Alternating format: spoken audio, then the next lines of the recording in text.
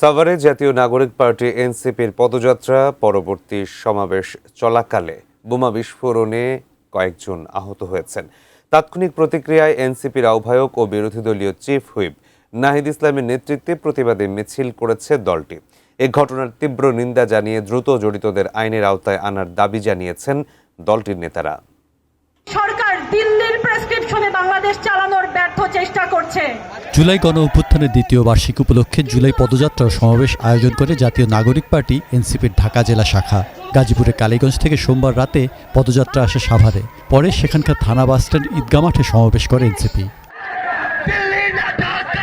দলের ঢাকা জেলা কমিটি আহ্বায়ক নাবিলা তাসনিমের বক্তব্য চলার সময় হঠাৎ বিকট শব্দে একটি হাতবোমা বিস্ফোরিত হয়। এতে কয়েকজন আহত হন।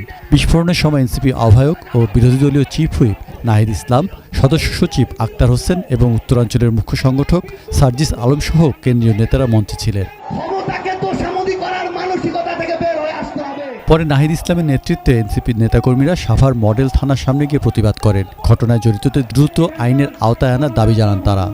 সংসদের তৃতীয় বৃহত্তম দল এনসিপি এখানে একটা রাজনৈতিক কর্মসূচি, সেটা নিরাপত্তা দিতে পারেন। এই ধরনের ঘটনা ঘটা মানেই পুলিশের ব্যর্থতা, আইন শৃঙ্খলার ব্যর্থতা।